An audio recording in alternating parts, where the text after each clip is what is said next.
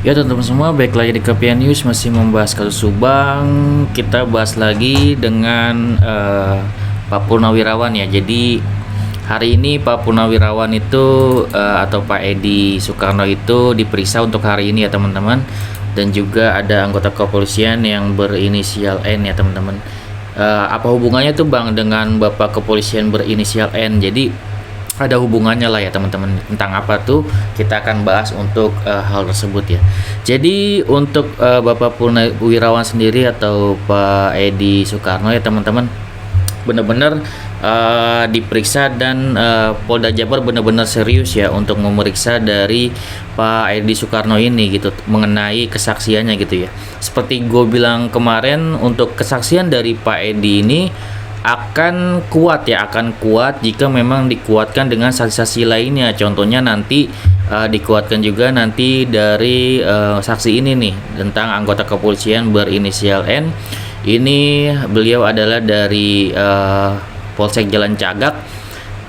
Tujuannya apa? Tujuannya itu untuk mengetahui ya mengenai kalau nggak salah ini ya, potongan kalung emas tersebut, di mana orang tersebut bertanggung jawab untuk yang namanya mengumpulkan barang bukti pada saat itu gitu. Jadi nanti di cross check atau disesuaikan gitu tentang kesaksian dari Bapak anggota kepolisian berinisial N ini dengan Pak Purnawirawan. Jadi di sini benar-benar pihak kepolisian ingin mencocokkan segalanya gitu ya. Jadi yang seperti gue bilang, benar-benar nanti dari 70% ya, gue beranggapan untuk kesaksian Pak Purnawirawan ini atau Pak Edi Sukarno ini masih 70%, dan akan menjadi 100% kalau memang sudah disesuaikan oleh semua saksi ya, seperti di saksi Danu, juga ada saksi ahli lainnya, dan juga Banpol, dan juga di sini hebat ya untuk Pak Polda Jabar, maksud gue hebat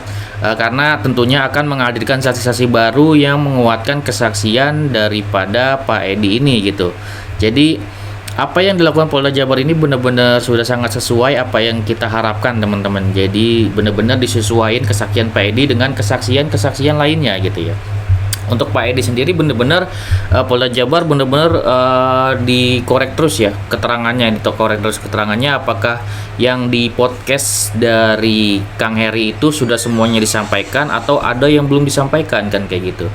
Cuma di sini untuk yang namanya kesaksian dari Pak Edi Sukarno itu ada satu hal yang membuat gua tidak terlalu setuju ya. Apa tuh Bang yang tidak terlalu setuju tentang kesaksian beliau gitu ya?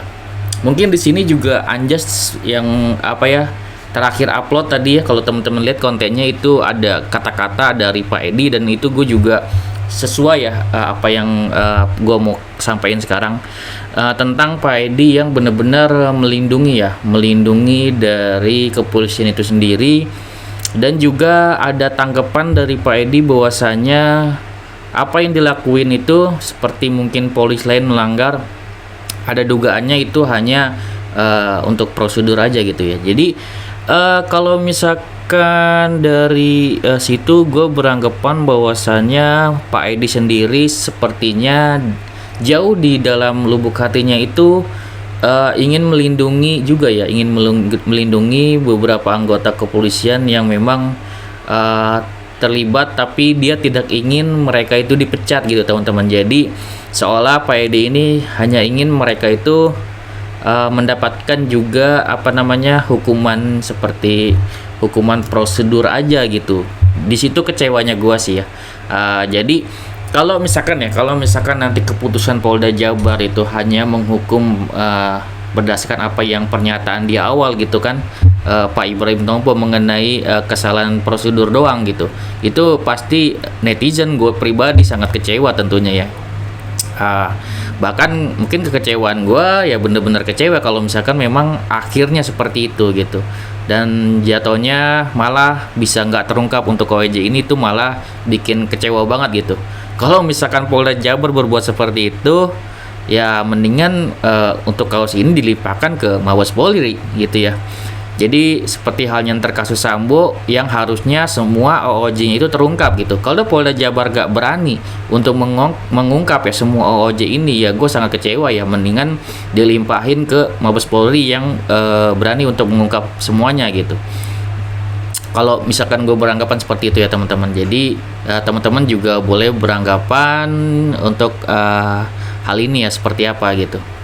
Untuk Anja sendiri juga setuju sama gue bahwasanya memang jauh di dalam lubuk hati dari Pak Purnawirawan ini masih masih melindungi gitu, melindungi dalam arti kata tidak mau sampai di PTDH juga gitu untuk rekan-rekannya yang terlibat gitu. Jadi menurut gue pribadi ya memang ini kan kita nggak bisa bawa perasaan ya teman-teman. Kalau misalkan Pak Purnawirawan masih bawa perasaan, masih ingin melindungi nama kepolisian gitu ya.